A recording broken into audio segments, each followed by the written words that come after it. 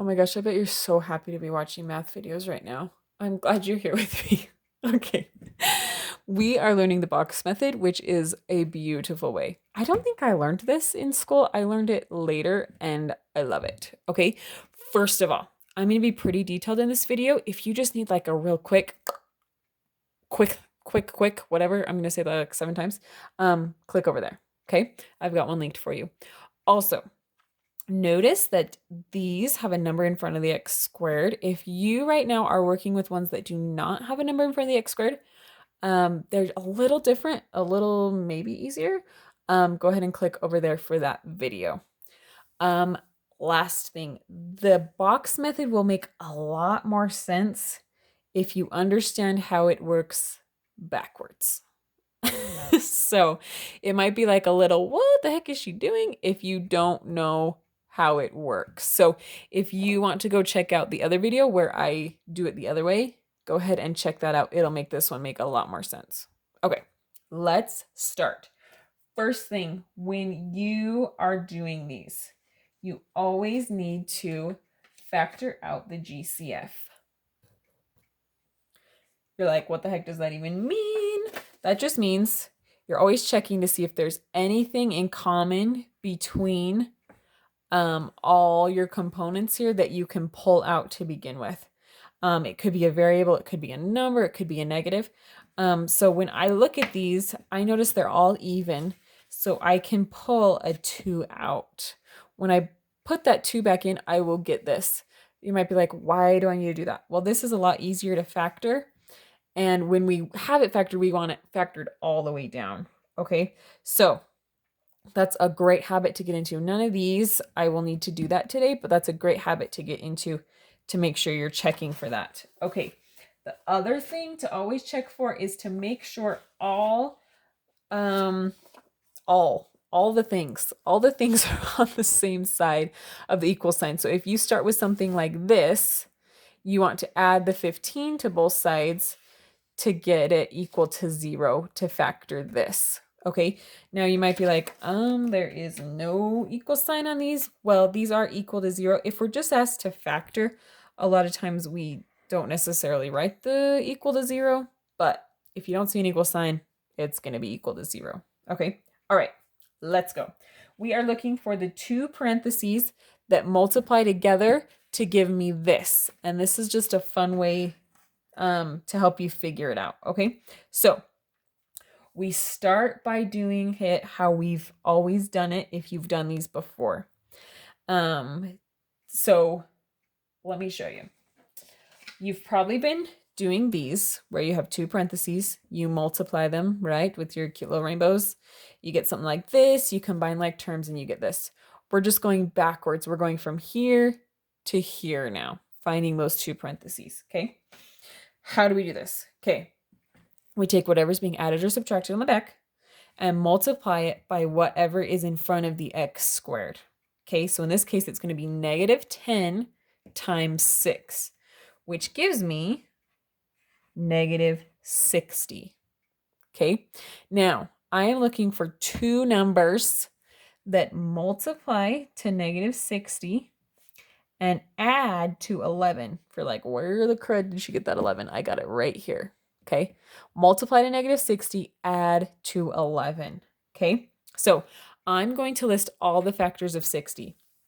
Now, this is a negative 60. I'm going to worry about the negative in 2 seconds. First, I'm just going to list all the numbers and we'll talk about the negative in a second. Okay, so 60 is 1 times 60, 2 times 30, 3 times 20, 4 times 15, 5 times 12, and 6 times 10. And that's all of them, okay? Now, for each of these, it could be negative 1 times 60 gives me negative 60, but also 1 times negative 60 gives me 60, okay? So for each of these, either one could be the negative, okay? You can list them all out if that helps you. Absolutely do it. I'm to the point now where I just kind of keep it in my head, okay, one of these needs to be negative. How am I going to get to that 11? Okay, so the way to do that is going to be -4 and 15. Okay, -4 times 15 gives me that -60. -4 plus 15 gives me the 11 I need. Okay, now, so far we've just done it the same as the other method. But now we are going to take this. And you don't actually have to write this each time. It's just a good visual for when you're learning it. So 6x squared, we have that plus 11x, but instead of writing it as plus 11x, I'm going to write it as -4x plus 15x. Okay, -4x plus 15x is 11x. So it's still the same problem. I just broke that out a little bit. Okay. And then we've still got the -10. Now, this is where it's very helpful if you have watched the other video on how this box works. Okay. We take basically the two parentheses that are going to be multiplied by each other. One is here and one is here. And you multiply each of them into their box. Okay. Don't leave me yet if that sounded confusing. Stay here. Okay. So what we're going to do is take each of these and put them in their own box. Okay. You start with the x squared in this box. The ones with just an x are going to be in these two boxes. The order doesn't really matter. So I'm going to have -4x and 15x. And then the -10 here. It does matter the order, but these two could be swapped. Okay, these two. All right, now what we are doing is trying to figure out what these numbers are. Okay, the easiest way probably to do it is start here, figuring out what this number and this number are. Okay, so -10. In my head, I'll just kind of think, okay, what are the factors of -10? So there's 1 and 10, 2 and 5. And again, in each of these pairs, 1 would need to be negative. Okay, so I kind of look at my 10, and look at these numbers. This is where it's kind of like a puzzle. And I don't know, it's kind of hard to describe what I'm doing, but once you get it, it's like, oh my gosh, I totally get it. It's like a puzzle. So does 1 and 10 really help with my -4 and 15? Not really. But the 2 times 5, making one of them negative, I can see, 2 can kind of go with this 4, 5 can go with this 15. Okay, so -2 times 5 gives me -10. So I'm going to take this -2 here and this 5 here. Okay, why did I just do that? Because -2 and 5 give me -10. I picked the -2 and 5 because it worked well with these numbers.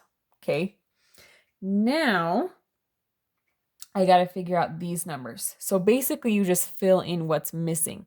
So what times -2 would give me -4x? Well, 2x times -2 gives me -4x. Okay. Oh my gosh. Isn't that awesome? Now I just need this number. You can either look at the 5 or the 2x. It's actually kind of good to look at both of them to make sure you're right. So 5 times what would give me 15x? Well, 5 times 3 gives me 15. And then if I stick an x on there, there's the x. Okay. Then 2x times 3x gives me 6x squared. Oh my gosh. Everything should line up. If something doesn't line up, you can start over because it might take a couple times. You might pick the wrong number the first time. Just go back and try again. Okay. And then this and this, those are your parentheses. Okay. So we've got 3x minus 2 times 2x plus 5. Okay. Awesome. That's if you're asked to factor. If you're asked to solve, just set each one equal to 0. Why? Well, because this is equal to 0. This is also equal to 0. All right. So if I'm asked to solve, I just set each parenthesis equal to 0 and solve for x. Okay. So I'd add 2 to both sides. get 3x equals 2, divide the 3 off, I get x equals 2/3. This one I'm going to subtract 5 from both sides. 2x equals -5, divide the 2 off, x equals -5/2. Okay, so if you're just asked to factor, that's your answer. If you're asked to solve, this is your answer. Okay? Okay, some of you are probably like, oh my gosh, that's the most amazing thing I've ever seen. And some of you are like, I'm doing it the other way. That's why it's awesome to have multiple ways. If you don't like this way, give it a chance. But if you don't like it, you don't have to use it. If you love it, oh my gosh, congratulations. Okay, let's do one more. So start the same way. -6 times 3 gives me -18. So I'm looking for two numbers that multiply to -18, add to -17. Okay. I'm going to list the factors of 18. I'm just going to list them positive at first. We'll worry about the negative in just a second. 1 and 18, 2 times 9, 3 times 6. Now in each of these pairs, one of them needs to be negative. So it could be -1 times 18, or it could be 1 times -18. Okay. So just looking at them, knowing one of them needs to be negative, I notice that 1 times -18 gives me -18. 1 plus -18 gives me -17. Okay, so those are my two numbers. So again, once you get used to this, you don't have to write this out like this. I just think it's helpful when you're first learning it, but this is not necessary. Okay, I just want you to see why I'm doing what I'm doing. So I've got my 1x and my -18x that make my -17x. Now I'm going to put these each in their boxes. So the whatever's with the x squared goes here. X's go here. So I've got x, which is a 1x, but we don't have to write the 1. -18x and -6. Okay, now I'm going to start here with this -6. So I've got 1 times 6, 2 times 3. Remembering 1 in each has to be negative. Well, this is a 1, so I'm going to need the 1. And then 6 goes into 18, so that is looking good. So since the 18 is the negative, and that's like where the 6 is going to be hanging out, I'm going to make it 1 times -6. Okay, so 1 times -6 gives me -6. Okay, well, 1 times what would give me x? Oh, 1 times x. Okay. X times what would give me 3x squared? 3x. Then you can go make sure, okay, 3x times -6 gives me -18x. Okay, it's all working out. Again, if something doesn't work out, go try a different number. If I had tried the 2 and 3, it wouldn't have been working, so then I could have tried something else, okay? Again, think of it like a puzzle, okay? So now those are my two. 3x plus 1 times x minus 6. And you are done.